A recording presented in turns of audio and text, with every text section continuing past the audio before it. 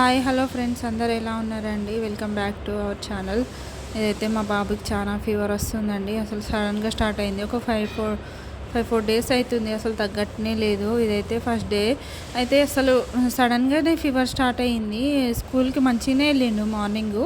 ఇంకా నైట్ కూడా వచ్చేసరికి కొంచెం వేడిగా అనిపించింది. ఎందుకబ్బా అని నేను అనుకున్నా. కొంచెం వెదర్ చేంజ్ కావచ్చు, దానివల్ల అనిపిస్తుందేమో అని అనుకుంటే ఇంకా మధ్యలో రాత్రి నుంటే అసలు ఫీవర్ అయితే ఘోరంగా స్టార్ట్ అయింది. అసలు అంటే చలి జ్వరం లాగా వచ్చింది అన్నట్టు. క్లాత్తో ఉడుద్దామని అంటే ఇంకా వేడిగా ఉన్నాడు కదా, ఒకటేసారి చల్లగా క్లాత్ పెట్టేసరికి లేస్తున్నాడు. ఎంత నిద్రలో ఉన్నా లేస్తున్నాడు. అసలు నైట్ అంతా నిద్రనే లేకుండే, అంత ఫీవర్ వస్తుంది. అసలు బాబు అసలు పండుకోనే లేదు. ఎంత ఫీవర్ అంటే అసలు పెద్దవాళ్ళకు కూడా అంత ఘోరంగా రాదు. అంత ఫీవర్ అసలు ఎట్లా వచ్చిందో ఏమో, అసలు ఘోరంగా పట్టుకున్నది. మళ్ళీ ఇంకా తగ్గుతూనే లేదు. కొంచెం సిరప్ తాగినంత సేపే కొంచెం మంచిగా ఉంటున్నాడు. ఇంకా ఒక 5 అవర్స్ అయిన తర్వాత మళ్ళీ స్టార్ట్ అవుతుంది ఫీవర్. అయితే ఎందుకో ఏమో అసలు ఇంత ఘోరంగా ఫీవర్ వస్తుంది. అసలు ఎప్పుడు రాలేదు. మళ్ళీ ఊకే జలుబును దగ్గైతే బాగా వస్తుంది. వాటర్లో ఆడుతాడు బాగా.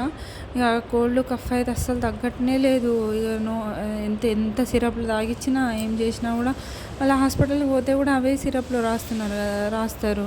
ఆ సిరప్లతోనే కొంచెం కూడా తగ్గుతూనే లేదు. ఇక ఏంది జలుబు వచ్చి అయితే దగ్గర 1 మంత్ అవుతుంది. ఫస్ట్ మా ఇంట్లో జలుబు వానికే స్టార్ట్ అయింది. వాని తర్వాత మళ్ళీ పాపకి, నాకు, మళ్ళీ మా హస్బెండ్కి అందరికి వచ్చి తగ్గిపోయింది. కానీ ఇంకా మా బాబుకి అయితే అస్సలు తగ్గట్నే లేదు. కఫ్ కూడా అట్లనే ఉన్నది కొంచెము.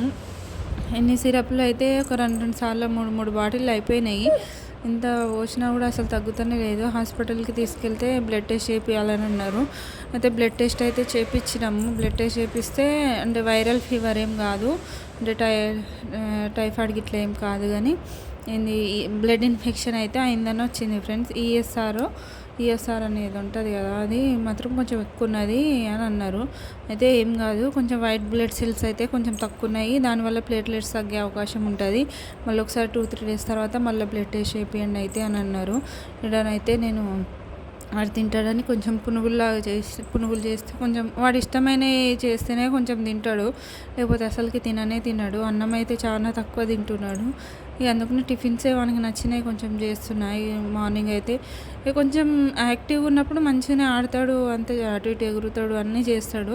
ఇక ఒక్కసారి ఫీవర్ స్టార్ట్ అయితే మాత్రం ఇక మొత్తం ఇక పడిపోతాడు. ఇక బెడ్ మీదనే అసలు లేవకుండా అవుతాడు. ఇక పెద్దోళ్ళకి కూడా అంత ఫీవర్ రాదు, అట్లా వస్తుంది మా బాబుకి అయితే.